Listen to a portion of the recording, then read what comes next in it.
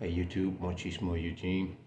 There's another video, and I'm gonna title this video, "A Narcissist's First Date to Them is Like Running Errands." A narcissist's first date to them is like running errands. I know you probably heard a lot of people talk about on here, survivors, saying if you just pay attention after you've awakened, of course, you will notice that a narcissist, their lies, they're telling them so fast, they're contradicting themselves so fast, so they can't even keep up with it. And all you have to do is just relax and pay attention. Uh, Nonchalantly go on a date, and I'm sure some of us are still endeavoring to find love, happiness, completeness outside of ourselves, of course.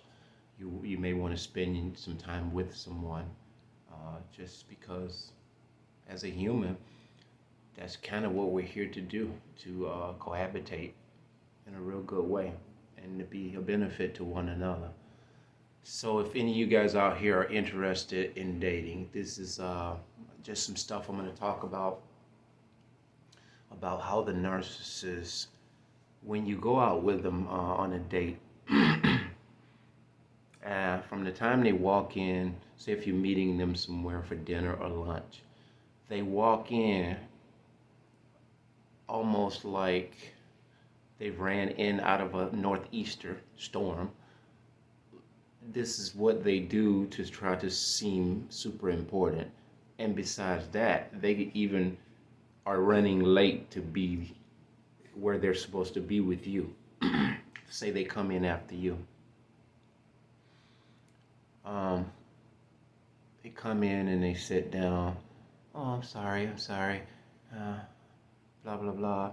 No problem. You sit down and you have a conversation and you just start talking.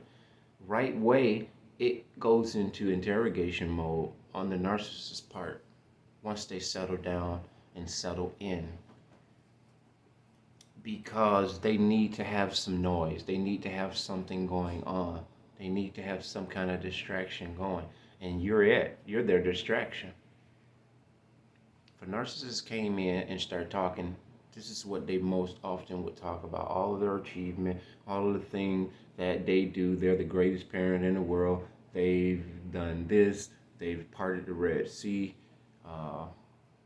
And most often these things will be accomplishments to a degree where they were in charge. Had it not been for them, these things would never have been able to have been accomplished. Me, myself, I have some achievements in my life, coming from a dark life to a better life. I speak about those things pretty often. But you'll know there's a difference. There's a distinct difference. And I'm going to show you. It may seem like normal things that people would talk about over a dinner date or a first date, getting to know one another. But there is something distinct as awakened empath, chosen one, or even survivors of this who have awakened, whatever category you want to put yourself in, whether you feel like you're chosen one, survivor, empath, what have you. You will see it differently. It won't seem like it's just normal things that normal people do, because you got to understand the narcissists take everything that's good, wholesome, and pure, and they defile it. So on the surface, if you were looking for a narcissist, you would probably be hard pressed to find one, because they blend in and mingle and mangle just like most of us on this planet. The covert specifically. It takes time, it takes observation. And this is the mode that I believe any and everyone that's been through this abuse, this is something I believe you will probably have to equip yourself to be aware of for the rest of your life. And I say this and I emphasize that because there is no, this is something you can't take a chance on being affected by again, allowing these people in. So, but you got to find a healthy way to do that. You know, there are certain things we do in a healthy way, but we're still vigilant. When we go to the parks, the public parks, based on just certain behaviors in the park, uh, by way of an individual, be it a man or a woman, if they become fixated on your child and they're a total stranger and they don't seem to try to acknowledge that there's an adult parent here that you should probably be trying to strike a conversation up with first, uh, the tentacles go up. You go into defense mode. You observe them first. If you're not that type of parent that is like me, I come right over there and say, hey, what's going on? What's up? You need anything? Is there a problem? That kind of thing. So, back to the dinner date or the first date.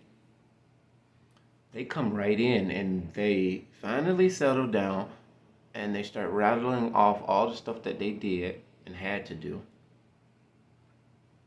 And when you set this date up, they were kind of like, "Oh, I'm not busy. I'm open. I'm free. You want to do something? Yeah, yeah. What time? 12 o'clock. Okay, I'll be there." And they come in giving you this truckload of stuff that they had to do prior to coming there. It seems like stuff normal people do and would say. But what you don't understand is, and we should understand, that they, right out of the gate, they want to make themselves seem super important. This is the grandiosity, superiority. I'm important. I had all this stuff to do, even though I told you I didn't before I came. So you're interacting.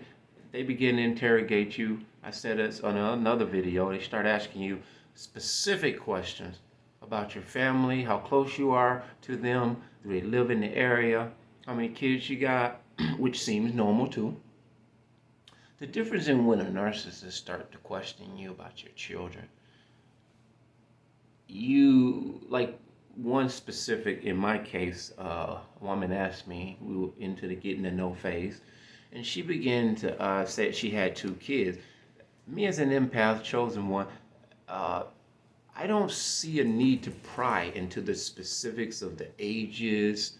If they don't share this stuff, and if I happen to ask that, I won't continue to inquire definitive specifics where it regards their family or their children. I will allow them to add specifics, and if they don't, I don't impose. A narcissist imposes. The one individual said to me, she said, "Hey, how old are your kids?" I say, preteen. And I don't really know what that means. I guess that means any age before 13. So that's how I said it. And so, what's that? What's that, 13, 14? And I say preteen. Just like that, I said it definitively. Didn't change. And so they don't often they don't often inquire more. They don't continue to browbeat that one. But I'm going to tell you, that wreaks havoc in their psyche. They storing that up. Then they say to me, "I'm going to give them another chance." And so as the conversation persists, they start prying again, asking a lot of in-depth, that's the word, in-depth questions about, if not your family, you. And what you're supposed to do is just give them bland replies. Just if they ask you, "What do you do?" and I say, "I'm a landscaper." "Oh, okay. What's that?" And I say, "Well, it's just anything outside." They say, "Oh, okay." And then they'll continue, "Oh, so what does that entail?" I'll say, lawns, stuff like that. Those are bland questions. I do many other things, but you don't want to give them all kind of specifics. So this is what happens. You get there, and before they came, they tell you, well, I got all day. I got all day. I don't have anything to do. I'm not busy. Got the rest of the day. So they get there, and in no time, but oh, you see them fidgeting. They're fidgeting. They're very edgy. They can't sit still for nothing. When you're talking, they pretend to be in tune with your conversation, and then you'll see them do something. Oh, maybe looking around, and all of a sudden you'll see them continue looking at their watch. And so you'll inquire, you gotta go? Oh, no, no. It's almost like you spook them when you say that, because you weren't supposed to see them continually looking at their phone or their watch. And so they think they're smarter than you. So they come in as an errand. They come in this date as an errand because they got extra supplies. What you don't know or may not understand is if they have multiple supplies in a committed relationship, this is in a committed relationship even, enough is never enough for the narcissist. You were one of many errands that they have to take care of before they either go back home to their kids, if they're single. They're never single. They're never single. That's the point.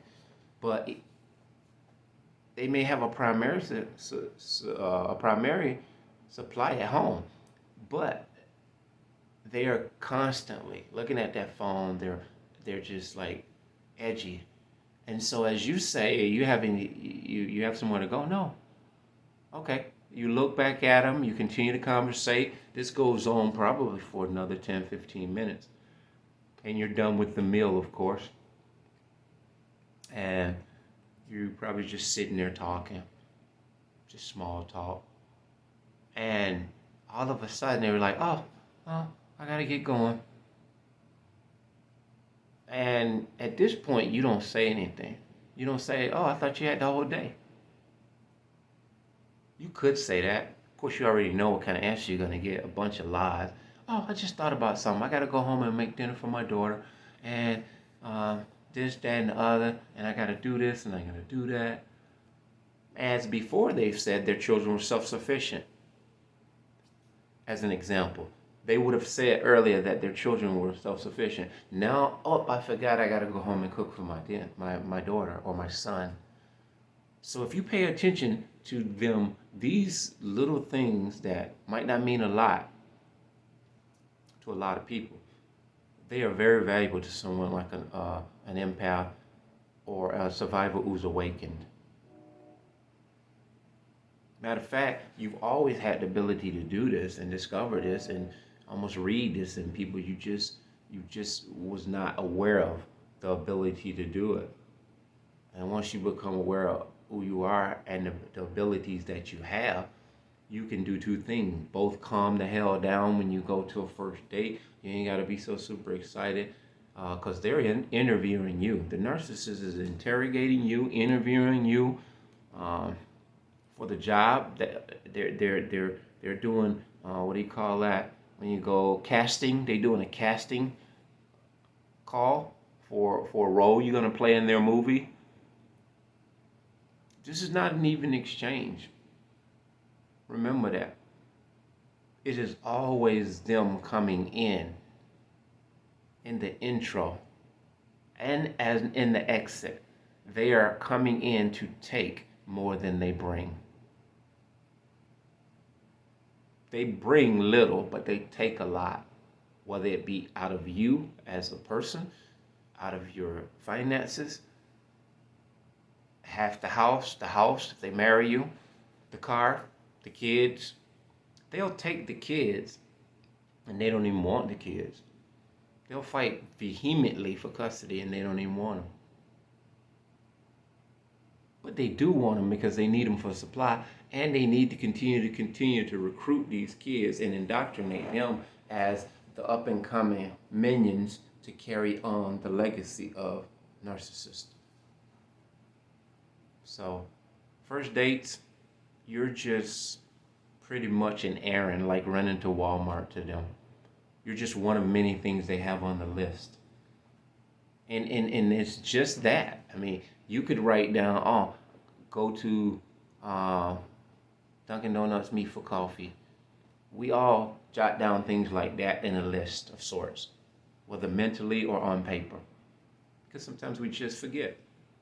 But in the narcissist world, this is dire to who they are. This is crucial to who they are. They have everything well-oiled machine. They have everything monopolized and strategized in a strategic way to where they have this or that one to go and rub shoulders with today.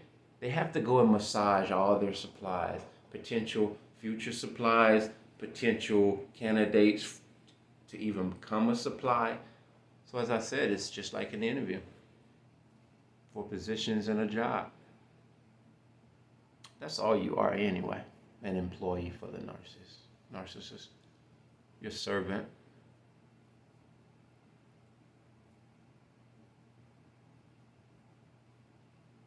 So if you want to go out and date, by all means, I encourage, you survivors, if you feel like you're healed enough, and when I said date, go out and just interact and get to know a person of the opposite sex or whatever your forte might be, even on a friendship level. Even if you didn't want to date, if you wanted to go out and build friendships without going out of your way, because an empath like me, I'm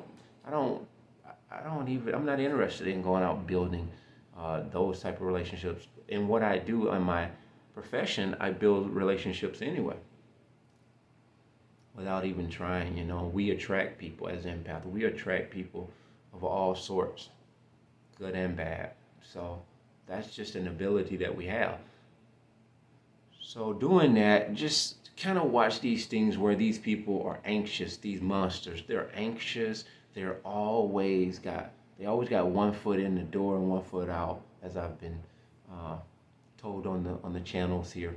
They got their bags packed at the door. One person said they're always traveling salesmen. They're never stationary in life, even if they're married to someone. They are living in that house. They're staying in that house, but their body, their existence is not in there. They just came to bring a dark spirit in that house that they supposedly live in, their primary residence. And so they'll even bring men to, the women in specific. I don't know about the men. They'll bring supplies to your house when you're at work. I know, lived it. I have it on surveillance camera. Some would say, "Machismo, man, I don't know if I could." Man, I would X, Y, Z explicits. When God got you, man, and you know who you are, most of the things that you go through with people, you have to realize it has nothing to do with you. That's just who they are. So be careful when we're going out there. Be mindful. Not careful. Be mindful. Be watchful. Pay attention to the anxiousness, the edginess,